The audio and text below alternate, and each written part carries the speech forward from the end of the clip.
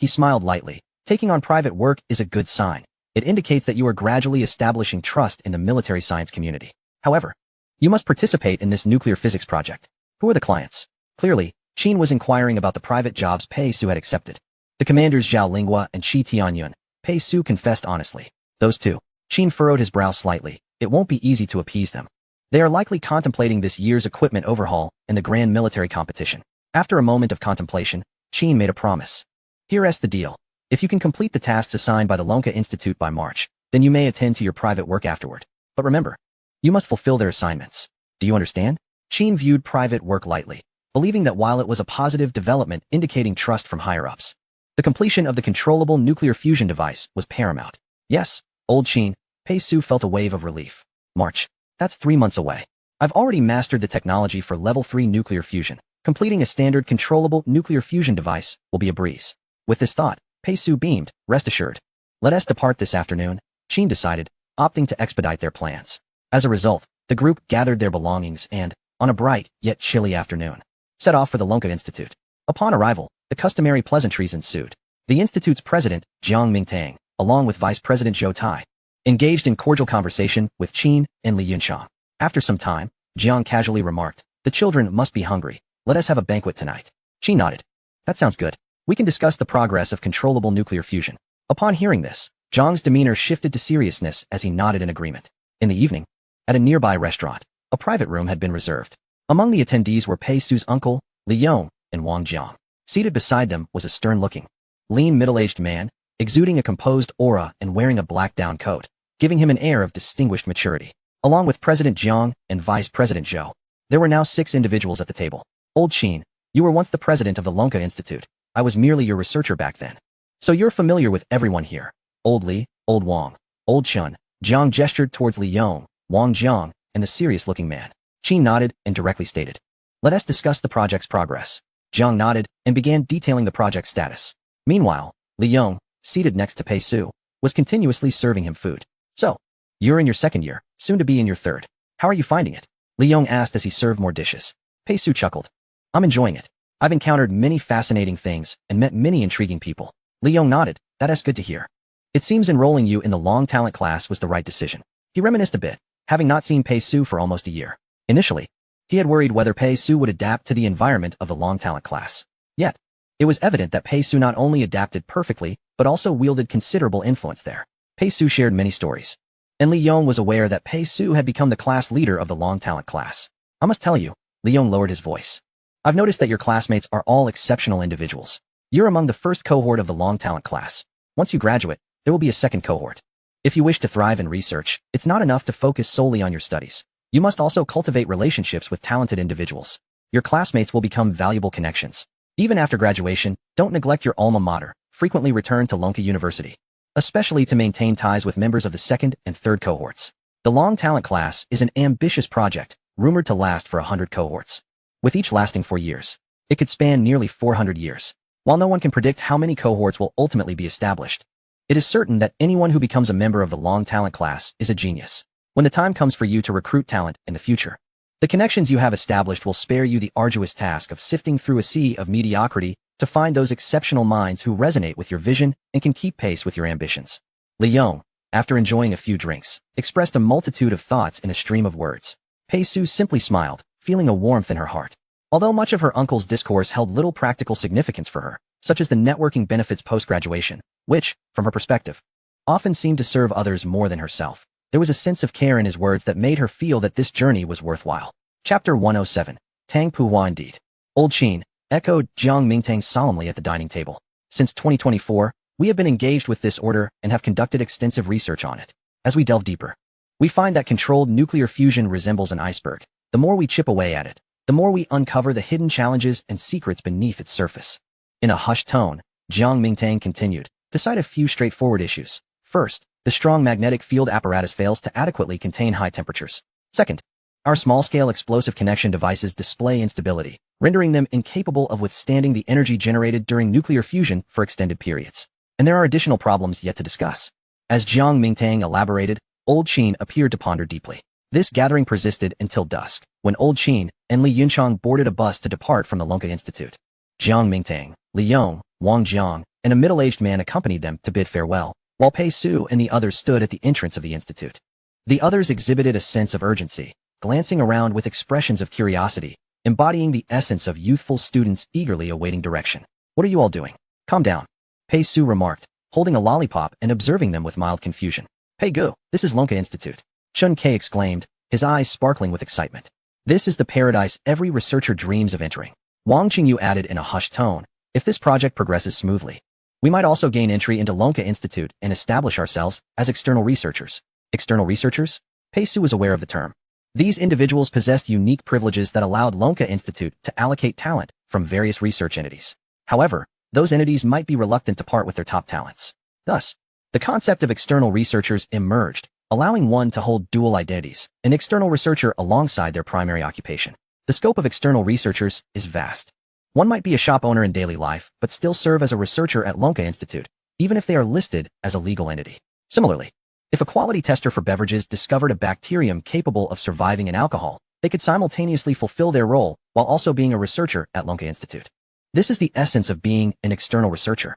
Because of the institute's high authority, one can maintain their original job while also being affiliated with Lonka Institute. They are students, yet if they excel, they too may become external researchers. Indeed, if I could become an external researcher, Li Bei's eyes sparkled. When I return home for the holidays and people ask what I do, I could say I work at Lonka Institute. Wouldn't that be impressive? Zhang Ming nodded in agreement. Absolutely. Who wouldn't want to be associated with Lonka Institute? After all, it is the institution that bestows the highest honor of academician upon every researcher. Children, in the distance. Jiang Mingtang called to Li Yong, Wang Jiang, and the middle-aged man, drawing everyone's attention. In a moment, I will have someone take you to the apartments for the night. Tomorrow morning, we will handle the formalities. Subsequently, you six will split into two groups and join academician Tang Puhua and academician Li Yong, following their guidance. Jiang Mingtang suggested. Turning to Li Yong, old Li, why don't you take them? Li Yong shook his head. No need, Pei Su knows the way. Jiang Mingtang nodded and looked back at Pei Su. Then, Pei, please lead everyone to the apartments. There are several vacant ones to the east, and they aren't locked. You can simply enter. All right, Pei Su replied, feeling quite familiar with the task. As evening fell, they arranged accommodations for everyone, and Pei Su retired early to rest. Soon, morning arrived. A knock at the apartment door roused Pei Su from sleep. Who is it? She asked, rubbing her eyes. Outside stood Li Yong and Tang Puhua. Li Yong glanced at the drowsy Pei Su and casually remarked, Old Tang, you take him. I'll keep my distance. Tang Puhua gestured with a no sign. No problem. Remember, just practice freely. My nephew has done quite a bit and has rich experience. Really? Tang Puhua quipped, casting a skeptical glance at Pei Su. Pei Su, feeling slightly exasperated, replied, Uncle, we finally meet, and you truly wish to avoid me? Do you think I don't want you to help me? Li Yong smirked, procedurally. I must avoid any conflict of interest. It's unavoidable. This pertains to the subsequent project's review process. If Pei Su were to appear on my team, it could raise some issues. Though the likelihood is low, it's best to err on the side of caution. Then, Li Yong knocked on the doors of the others. Ultimately, he chose to take Wang Qingyu, Li Bei, and Zhang Ming, while Pei Su, Xiaohua, and Chun Kei fell under the guidance of Tang Puhua. Xiaohua, you will be responsible for the laboratory's power protection and cleanliness. Chun Kei, you will handle regular maintenance and short-term testing of the instruments. Pei Su, you will simply manage the air conditioning switches. There is nothing else for you to concern yourself with. Tang Puhua instructed in the lab. Pei Su opened her mouth to inquire. Academician Tang, what are our working hours? Well, you can leave whenever you wish. Just ensure you depart after me. Tang Puhua replied casually. Oh, Pei Su realized that Tang Puhua had no intention of truly utilizing the three of them. This was understandable, as Tang Puhua seemed unaware of Pei Su's background and the significance of the Dragon Talent class in Old Qin's eyes. Chapter 108. The Path of Wisdom. This academician Tang Puhua appeared to be an antiquated scholar. After a moment of contemplation, Pei Su attempted to inquire. Do you usually enjoy sitting in the laboratory for hours on end, perhaps even 10 to 20? Tang Puhua nodded nonchalantly. Indeed, how did you know? Pei Su pressed further. Do you tend to head home directly after leaving the lab, without returning to the Lonka Institute? Tang Puhua confirmed with a nod. Yes. Pei Su continued. Do you generally avoid engaging with news from the outside world? Do you seldom call friends to catch up on the current state of affairs in the country? At this point, Tang Puhua finally caught on. Hey, you little rascal. Don't think that just because you're Uncle Li's nephew, I want to take you to task. Is this some sort of teasing? Pei Su chuckled. You even know the word tease. You truly are erudite. Tang Puhua replied proudly. Of course, I graduated with dual doctorates in Chinese literature and nuclear physics. But soon, Tang Puhua realized. Aren't you the one teasing me? Pei Su sighed. Academician Tang, we are genuinely busy, and we must assist you in completing this project before the end of March, or we cannot proceed to the next one. Tang Puhua laughed. You think you can complete my project? Child, you are still far too young. Pei Su glanced at the experimental equipment beside him. Why not allow me to undertake some tasks typical of a formal researcher? Tang Puhua shook his head. Forget it. My project is at a critical juncture. You'd best not complicate matters and focus on your tasks. As he spoke, Tang Puhua shook his head and turned to leave. Pei Su hesitated to speak. Xiao Hua approached quietly. Pei Gu, it seems Academician Tang is a scholarly recluse, uninterested in utilizing our assistance. What should we do now? Chen Ke also expressed concern. If we cannot complete the controllable nuclear fusion project by the end of March, won't our side projects be in vain? Pei Su pondered for a moment. A smile creeping onto his face. Let it be. We will see in a few days. In his heart, he had already conceived a solution. 5 days later, Pei Su stood at the entrance of the laboratory, gazing at the blackboard once more. It was blank. Xiao Hua asked, Pei Gu, how long must we wait? Pei Su replied, a few more days. 15 days later, Pei Su returned to the laboratory entrance, scrutinizing the blackboard, which now bore several lines of text. 1. High-temperature issues. 2. Equipment issues. 3. Strong magnetic field device issues. Pei Su stood before the blackboard for a while. Chen Ke inquired, do we need to wait a few more days? Just a bit longer, Pei Su murmured. A month later, at the end of February, Tang Puhua sat alone in the laboratory, holding a small notebook beside the strong magnetic field device, continuously recording data. It was already 1:30 a.m., and he had sent the other researchers home. Yet he remained, diligently documenting figures. Where was the solution? Tang Puhua sighed, feeling troubled. He turned to write the problems he had noted on the blackboard. As was the custom at Lonka Institute, any issue must be documented to be considered a true problem. Problems lingering in the mind are easily forgotten. Even if not forgotten, a mere slip in memory can lead to erroneous conclusions. Thus, recording everything was a tradition at Lonka Institute. However, as Tang Puhua stepped into the corridor to write on the blackboard, he suddenly caught sight of several figures lurking near it. Who goes there? Tang Puhua shouted, illuminating the area with his phone's flashlight. Upon closer inspection, he realized the figures before the blackboard were none other than Pei Su, Xiao Hua, and Chen Ke. Chen Ke was holding a light, Xiao Hua had a camera, and Pei Su was busily writing on the blackboard. Chen Ke and Xiao Hua turned at the noise. But Pei Su remained engrossed in his writing, seemingly oblivious to the commotion. Curious, Tang Puhua stepped closer to the blackboard and was taken aback by what Pei Su had inscribed. His eyes widened in astonishment. The content Pei Su had written was a response to the problems listed on the blackboard. Furthermore, the answers were exceedingly detailed, outlining each step meticulously. Tang Puhua felt his gaze lock onto the board, his breathing quickening, as if under a spell. Each step transformed into a plethora of data within his mind, and he began calculating everything. As an esteemed scholar, his ability to compute data in his mind was fundamental. Suddenly, he felt a jolt. Could this problem truly be resolved? In that moment, Tang Puhua was overwhelmed with astonishment. It wasn't until Pei Su finished writing that he turned around. Upon seeing Tang Puhua beside him, Pei Su was startled, his breath uneven. Academician Tang, how did you appear so suddenly? Chen Ke remarked expressionlessly. Pei Su, he did call for you. Xiao Hua nodded. Equally stoic, his call was as loud as a whale's wail, yet you didn't hear it. Tang Puhua pointed at Pei Su, astonished you. How did you arrive at these answers? Pei Su smiled. I apologize, Academician Tang, but our time is quite limited, and I had to do this to capture your attention. Typically, regardless of how Pei Su expressed himself, Tang Puhua never afforded him the opportunity to showcase his talents.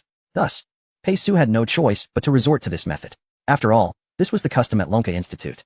And it was precisely because of this custom that when Pei Su first saw that blackboard 3 years prior, it triggered the system, leading to all subsequent events. Tang Puhua finally grasped the meaning of being profoundly moved. Suddenly, he clutched his heart, feeling unwell. At that moment, Pei Su panicked. Academician Tang, what's wrong? Please speak to me. Tang Puhua's voice was low. I have a heart condition, as he pointed to his chest, where his emergency heart medication lay.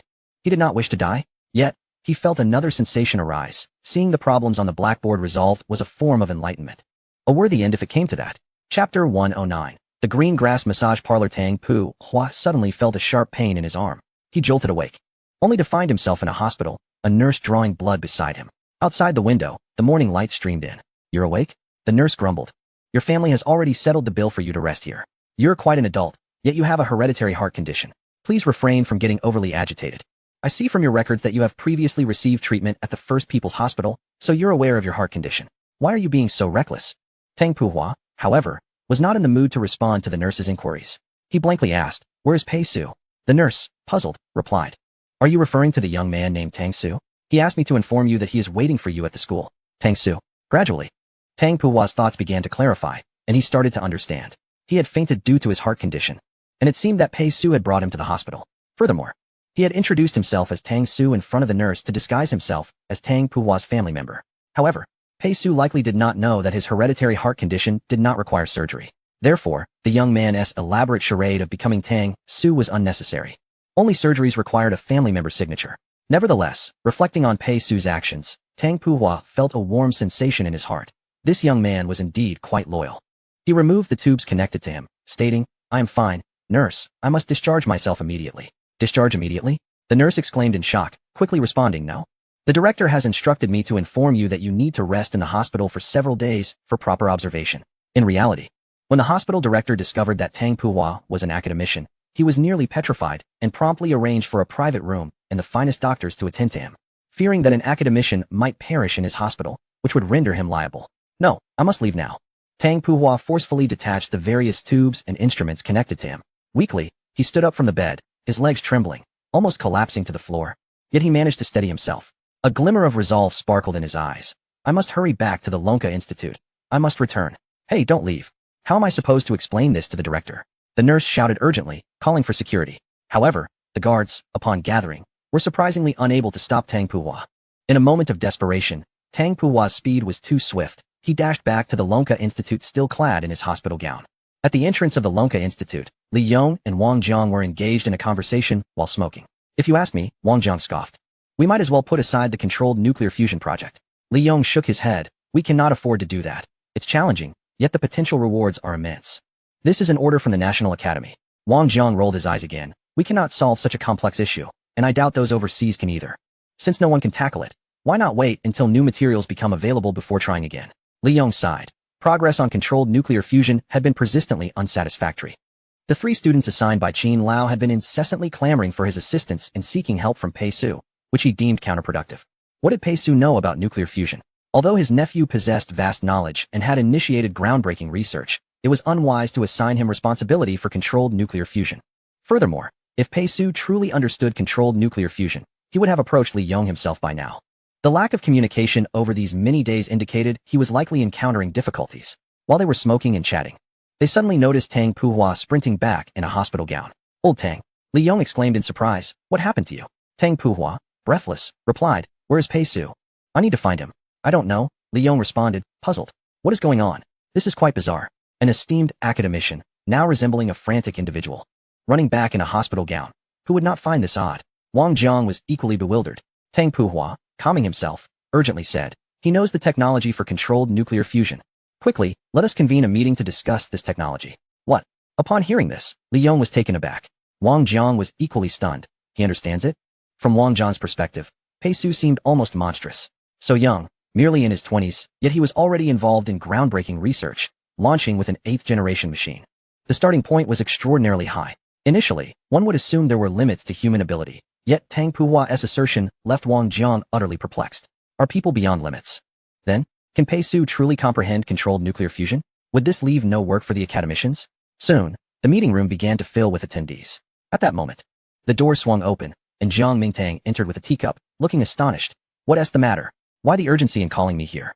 Jiang Mingtang had yet to finish another meeting when he received a rather anxious summons from Tang Puhua, leading him to believe something was amiss. "Where's Pei Su?" Tang Puhua inquired. "I haven't seen him. Who knows where he is?" Jiang Mingtang casually replied. "Then go find him." Tang Puhua implored urgently. Jiang Mingtang was taken aback. Tang Puhua, an old scholar, typically undervalued interpersonal relationships, but maintained a sense of propriety. At that moment, his urgency bordered on a shout. Could it be that Pei Su had gotten into trouble?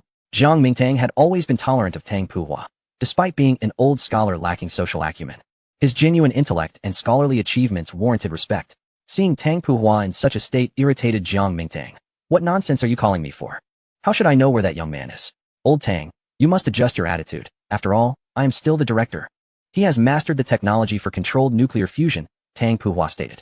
Jiang Mingtang paused for a second. What? What are you saying?" "He has mastered the technology for controlled nuclear fusion," Tang Puhua reiterated. "I fainted and ended up in the hospital because I saw what he wrote about it." At this point, Jiang Mingtang finally noticed Tang Puhua was wearing a hospital gown. His anger dissipated, and he quickly made a call. "Hello? Zhou Tai, find someone. Who should I look for?" "Pei Su. Quickly, hurry." In the office, Zhou Tai had also received a call from Tang Puhua about the meeting. Now, he received Jiang Mingtang's call and paused for a moment. "Pei Su, why are we suddenly looking for this boy? The problem is, where do I find him? I'm the deputy director, but you can't assign me every task. You could contact the police for this." Zhou Tai hung up, feeling a bit resentful. After a moment of thought, he called Tang Puhua. Hello? Academician Tang. The director asked me to find your subordinate, Pei Su. Do you know where he is? In the meeting room, a silence fell. Tang Puhua felt a surge of anxiety, trembling as he retrieved a quick-acting heart pill from his chest. Jiang Mingtang, now somewhat furious, took the phone. I told you to find someone. Why are you calling him? He right here with me. Zhou Tai was startled. All right, got it. What on earth is happening? I'm not in the wrong here. As deputy director, he had an excellent memory and Pei Su's contact information. However, the program must proceed. And one must seek out Pei Su, not merely for her presence, but also to inform Tang Puhua, for Pei Su is under Tang Puhua's care. Thus, it is essential to notify Tang Puhua before searching for Pei Su. Unexpectedly, it turns out that Tang Puhua is already looking for Pei Su. After much contemplation, Zhou Tai had no choice but to dial Pei Su's number once more. At the Green Grass Massage Parlor, Pei Su was comfortably receiving a massage from a technician. Nearby, Xiao Hua and Chun Kei had already finished their sessions. They were enjoying fruit while watching television. Pei Gu, Xiao Hua asked, taking a bite of dragon fruit. Do you think it's really acceptable to get a massage during work hours? Absolutely no problem, Pei Su replied candidly. Old Tang is hospitalized, and we took care of him until the early hours. Aren't we entitled to some enjoyment? After spending 10 hours in the lab, doesn't your back hurt? Xiao Hua nodded. It does. Sitting for too long has caused some lumbar strain, and after tending to Tang Puhua in the hospital until late, I came here to relax my muscles. Then why not enjoy it? Pei Su remarked. Just relish the moment. Bro skeptical, Xiao Hua pondered her words. Meanwhile, Chen Kei was thoroughly enjoying the experience. These days are quite pleasant. Pei Gu, how about we invest in a massage parlor someday and visit whenever we please? Suit yourself. If you wish to buy, go ahead. I'll just take a 50 stake, Pei Su replied casually, engaging Chen Kei in conversation without realizing that his phone had already died due to lack of charge. On the other end, Zhou Tai was growing increasingly anxious, unable to reach Pei Su. Resigned, he dialed another number. Hello? Xiao Chun, it's me, Zhou Tai. Didn't you develop an app that can directly locate a phone? Please send it to me right now. Upon receiving the location app from a researcher named Chun, Zhou Tai downloaded it and pinpointed Pei Su's phone. Green Grass Massage Parlor? His vision darkened. What is this kid doing during work hours? With no other option, he decided to head to the massage parlor. After about 10 minutes of massage, the technician's shift ended. Pei Su stood up, feeling the oil all over his body. Sticky and uncomfortable. I'll go take a shower. You all keep an eye out. Just as Pei Su stepped into the shower room, the door to the massage room suddenly swung open, and Zhou Tai barged in. The manager behind him was visibly distressed. Sir, we may have to call the police if you continue like this. Xiao Hua and Chun Kei exchanged puzzled looks. Zhou Tai looked at the three of them. What are you all staring at? Xiao Hua pondered for a moment and suggested, Director Zhou, shall we join you? Zhou Tai snorted in disbelief. You're skipping work for this? He turned to Pei Su. Where is he? I need to speak with him. Xiao Hua pointed towards the shower room. Yes, in there. Zhou Tai froze momentarily. Is it proper for you all to be at a massage parlor? Suddenly, he thought of Pei Su, a promising young talent. Surely he wasn't getting entangled in any dubious activities? With such potential, he was destined to be a future star. Yet, if he inadvertently got involved in illegal matters, it would be disastrous. Sir, our massage parlor is entirely legitimate, the manager interjected earnestly. Doubtful, Zhou Tai remained skeptical. Soon, the shower room door opened, and Pei Su emerged in the massage parlor-esque attire. They exchanged glances, falling into an uncomfortable silence. Pei Su broke the silence after a moment. Director Zhou, care to join? I heard there's a 4-person room here. The manager chimed in. Indeed, sir. We even have a 6-person room. Zhou Tai, now irate, snapped. Get out of here. He turned to Pei Su. Come on, we need to leave. Everyone is waiting for you. But, leader, I need to change my clothes. No time for that. Everyone is waiting. Time is precious. In the conference room, as Zhou Tai ushered Pei Su inside, a profound silence enveloped the room. Li Yong inquired, what happened? Wang Jiang raised an eyebrow. Did you go to indulge in some illicit activities? Li Yong, serious, stood up and leaned close to Pei Su, whispering, did you really go? Pei Su, exasperated, replied, it was innocent, I assure you. Li Yong scrutinized Pei Su, glancing at his attire from the massage parlor, his expression one of disbelief. Taking a deep breath, he advised, we are all adults here, my friend. I hope you can develop a healthy perspective on relationships. Engaging in such activities for money is illegal. You could openly seek a girlfriend. Commander Zhang Yutong's granddaughter, Zhang Wan, seems to have an interest in you. Pei Su protested, I'm telling you, it was innocent. Just trust me. Enough, Jiang Mingtang interrupted. Let us cut to the chase. I have a meeting to attend. Tang Puhua nodded and turned to Pei Su. Pei Su, please recapitulate what you wrote on the board. Seeing everyone's gaze fixed upon him, Pei Su hesitated no longer. The issues regarding controllable nuclear fusion revolve around the operational time of strong magnetic fields, high-temperature constraints, and sustainability. I can resolve all these issues. The room fell into a profound silence. You mean to say? Jiang Mingtang stood up, quietly drawing the curtains. turning on the lights, and facing Pei Su. You possess complete knowledge of controllable nuclear fusion technology? You can solve all the problems we face. Pei Su nodded. Yes. I mastered this technology well before joining the Lonka Institute. Jiang Mingtang was momentarily taken aback. Then why didn't you mention it sooner? Pei Su glanced at Tang Puhua, pausing briefly. I would have liked to say that, but you never asked. Chapter 111. How could this girl be so impressive? The atmosphere was thick with silence. Jiang Mingtang stood, gazing at Pei Su. Since you understand this technology, stop dawdling. Get to work. Pei Su shrugged, stepping outside and calling out, prepare yourselves. Everyone looked puzzled. Following him outside, only to find Xiaohua, Chen Kai, Wang Qingyu, Li Bei, and Zhang Ming already waiting outside the conference room. With Pei Su's command, the five responded in unison, yes. In that moment, it was palpable that the five individuals emanated a renewed vigor. Previously, when divided into two groups, their energies felt disjointed. Now, with Pei Su's directive, the Lonkai team had united as one, their spirits transformed. By the end of March, merely a month and a half later, the Lonka Institute had entered an unprecedented phase. In the office, Jiang Mingtang listened to Tang Puhua's report, astonished. He never anticipated that Pei Su would truly accomplish it. In just 2 months, Pei Su had resolved all issues related to controllable nuclear fusion. Coupled with the current materials and equipment at the Lonka Institute, the progress was astounding.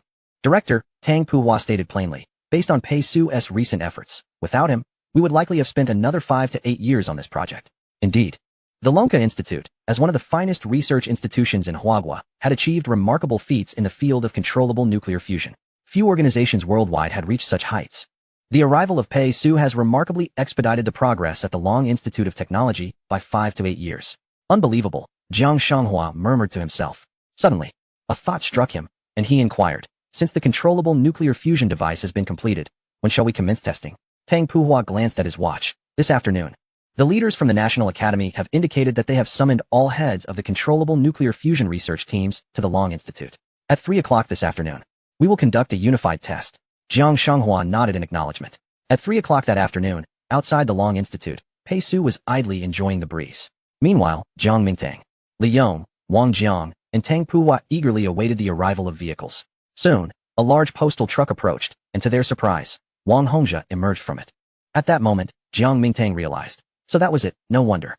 He felt both astonished and yet understood that this was to be expected. Who is Wang Hongzhe? He is a top researcher from Harbin Institute of Technology, reputed to be a leading figure in the military science field of the nation. A decade ago, he was hailed as the second genius proficient in all domains after Elder Qin. Today his stature has only risen, second only to Elder Qin.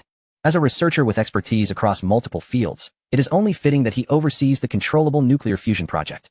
After all, the 3 northeastern provinces are industrial powerhouses, and their climate is particularly conducive to the condensation work of controllable nuclear fusion. As Wang Hongzhe stepped out of the vehicle, he spotted the group led by Jiang Mingtang and felt no surprise. However, upon noticing Pei Su's presence, he was indeed taken aback. What brings you here? Wang Hongzhe expressed his astonishment. A chilling thought suddenly crossed his mind. Could it be that Pei Su is also involved in the controllable nuclear fusion project? No, that cannot be. He quickly dismissed this notion. It is implausible. Pei Su's career began at its pinnacle, having consistently conducted groundbreaking research. Yet, controllable nuclear fusion is not something that can be easily fabricated. Thus, regardless of the circumstances, Pei Su's participation in this project seems exceedingly unlikely due to its inherent complexities. Even Wang Hongzhe has faced countless challenges and difficulties in his own research of controllable nuclear fusion. Director Jiang, Wang Hongzhe greeted Jiang Mingtang as he regained his composure.